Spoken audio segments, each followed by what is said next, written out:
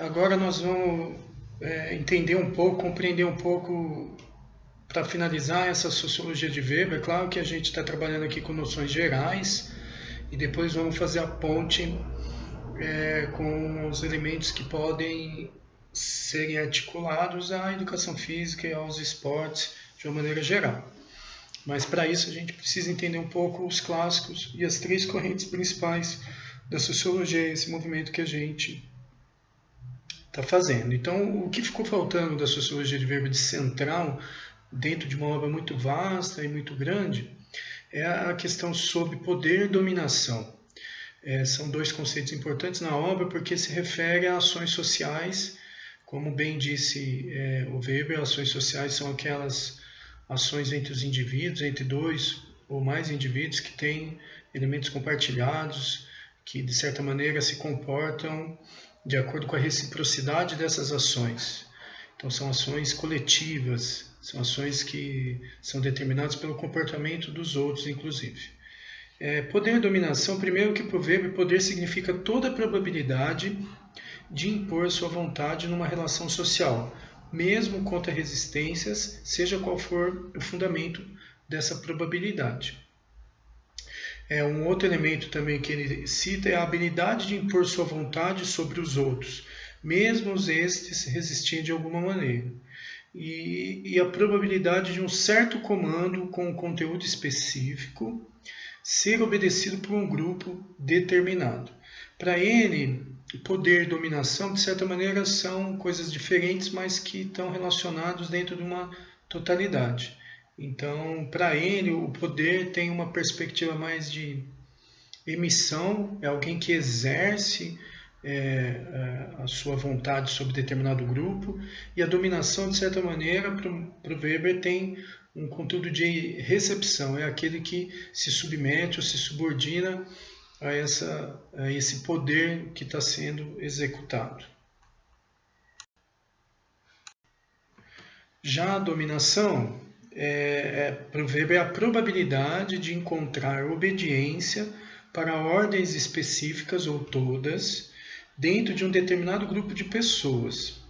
Por isso, a dominação, que é legitimada pela aceitação, confere autoridade a quem exerce o poder. Então, aqui fica uma noção de recepção. Então, de certa maneira, o poder é o exercício do poder, da vontade, sobre determinado grupo. Então, seria uma emissão, e a dominação seria a aceitação, a subordinação a essa vontade, que seria, no caso, uma recepção. E por que esses conceitos são importantes? Porque para o Weber, poder e dominação são relações sociais que acontecem em todas as sociedades. Esse elemento de poder e dominação é algo que é marcante em todas as organizações sociais, nas mais diferentes realidades existentes no planeta. Por isso que para o Weber isso adquire uma relevância importante no seu trabalho para ser estudado. Então, de certa maneira, o poder e dominação, ele teve um critério seletivo de entender que esses elementos, como ocorrem em grande parte das sociedades humanas, considerou como um objeto de estudo a ser compreendido com relevância. E junto com isso, da mesma forma como Weber classificou 4 tipos de ações sociais, para a dominação ele também classifica 3 tipos de dominação existentes. É o que ele chama de tipos de dominação legítimas, ou seja, que a partir do momento que alguém exerce o poder sobre determinado grupo e esses indivíduos aceitam essa vontade, seja resistindo ou não, de certa maneira a aceitação confere a autoridade a quem exerce o poder. E de quem que a gente está falando? De certa maneira, fundamentalmente, o Weber considera a questão do Estado como um ente, como uma instituição que exerce esse poder com muita força nas sociedades, mas que não se restringe ao poder estatal. A questão do Estado é importante por quê? Porque, de certa maneira, para o Weber, o Estado é o monopólio da violência, né? Ele é essa instituição que detém legitimamente a possibilidade de utilizar da violência, da força para determinar as ações sociais existentes. Então, para o Weber, para que o poder exercido seja legítimo e forneça ao agente do poder algum tipo de autoridade, porque a partir do momento que você exerce o poder e as pessoas aceitam, é isso que confere a autoridade ao agente do poder, é necessário que a dominação enquadre-se em um dos tipos de dominação legítima que ele considera. São 3 para ele. Uma é a dominação legal, a dominação tradicional e a dominação carismática. Então a gente vai falar um pouquinho de cada uma delas. A dominação legal, racional, burocrática, também chamada é aquela que é exercida pelas instituições, fundamentalmente do Estado. Então ele fala que é a forma mais oficial de legitimidade da dominação, pois ela estabelece-se por meio de uma convenção social. No caso do Estado, as leis, os ordenamentos jurídicos que são aceitos por conta dos trâmites legais utilizados dentro da organização social, seja pelo Parlamento, Câmara dos Deputados, Senado, pelo governo, pelo prefeito, pelo governador, quer dizer, as autoridades políticas jurídicas que estabelecem e determinam essas ações.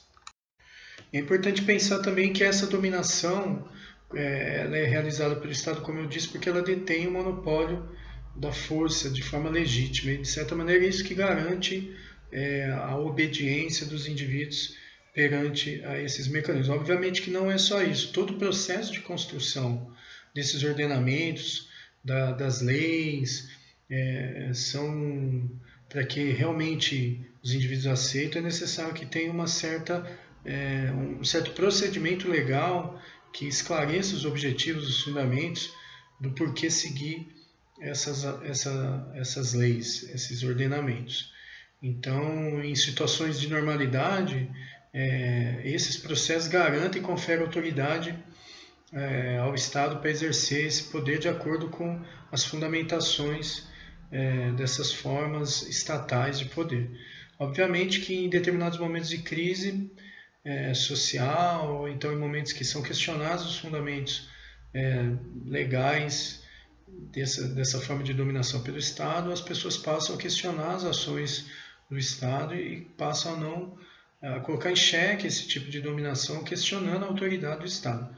Mas em situações normais, as pessoas acabam aceitando de forma legítima esse tipo de ordenamento do Estado, e aqueles sujeitos também que resistem são enquadrados dentro de formas repressivas, garantidas aí pela polícia, pelo exército, pelas forças armadas. O outro tipo de dominação que ele chama de dominação tradicional.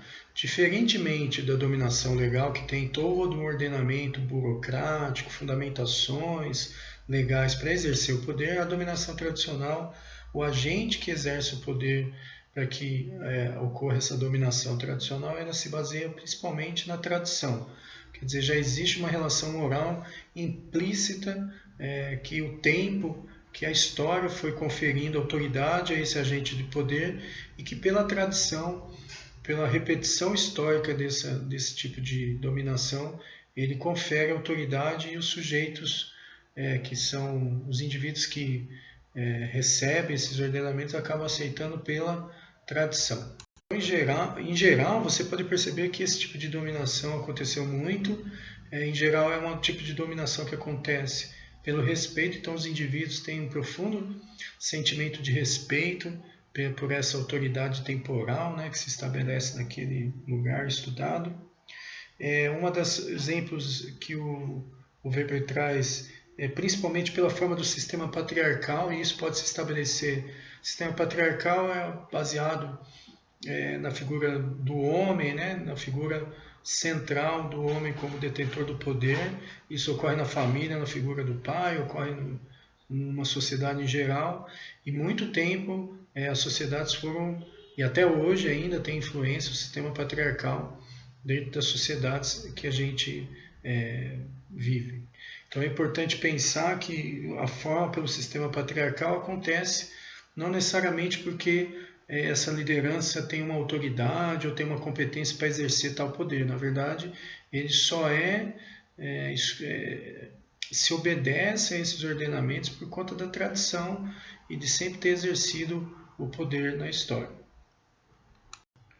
Então é importante como exemplo a figura do patriarca, do senhor, essa relação, principalmente na época da colonização, na época da escravidão, ou então mesmo aqui na região do norte de Minas, com o coronelismo, onde as autoridades, os donos de grandes porções de terra, os fazendeiros, os coronéis, tinham mais poder do que as autoridades políticas, isso há um tempo atrás. Então é desse tipo de dominação que o Weber comenta sobre a dominação tradicional. Portanto, outro exemplo também de lideranças que, de certa maneira, tem uma representação do agente de poder que contém uma autoridade sobre os sujeitos. A gente pode sempre ressaltar que possui uma relação moral implícita, como, por exemplo, no caso de um sacerdote, de um padre, de um pastor, que se coloca como o filho de uma autoridade maior, que é Deus nesse caso, né? Ou então os representantes divinos das diferentes religiões, e que esse sacerdote, por ser um representante, um filho desse Senhor máximo, ele acaba tendo um poder e exerce o poder sobre os sujeitos, sobre seus súditos, seus servos ou seus fiéis, a partir de uma questão tradicional, não fundamentalmente pela competência, mas pela tradição existente naquela organização. Então, quem confere autoridade nesse tipo de dominação é a tradição, quer dizer, né? Então não necessariamente tem a ver com uma característica, uma pessoalidade, uma característica pessoal do agente do poder. Ele se estabeleceu porque sempre foi assim. Por último, o terceiro tipo de dominação que o Weber retrata é a dominação carismática, que tem a ver fundamentalmente com a característica pessoal dessa liderança, dessa capacidade, pela sua forma de se expressar, pela sua forma de ser, a sua capacidade de mobilizar as massas, as pessoas e exercer o seu poder.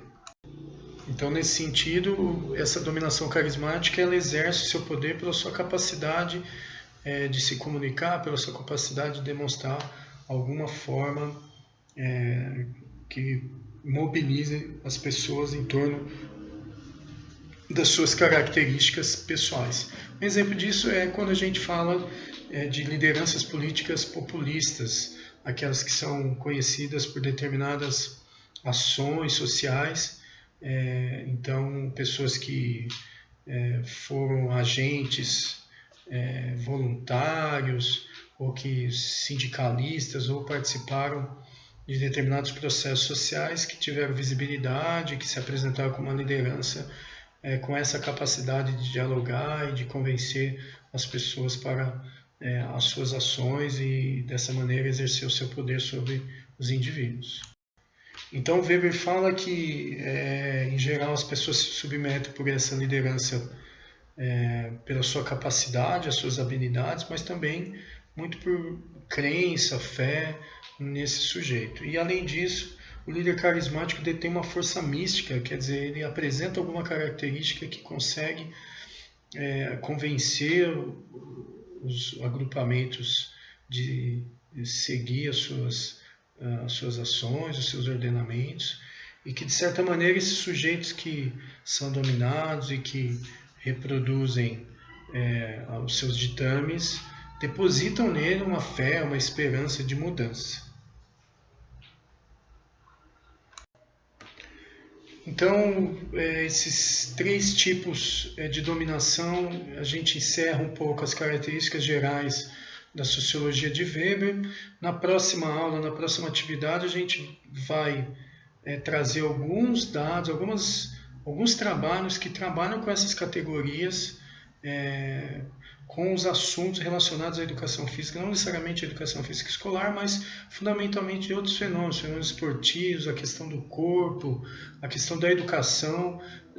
Existem alguns trabalhos de sociólogos que trabalham com essas categorias, com esses enquadramentos para analisar a educação escolar no geral, e a gente vai poder trabalhar minimamente com alguns elementos dessa abordagem sociológica do Weber em assuntos que estão mais relacionados à nossa área. Então, sobre a sociologia de Weber, quem tiver dúvida, quem tiver alguma questão a colocar, é só entrar em contato, e no próximo vídeo a gente vai finalizar esse autor trazendo à tona alguns trabalhos que discutem um pouco sobre sociologia do esporte ou a sociologia da educação física, tendo como fundamento a obra do Weber.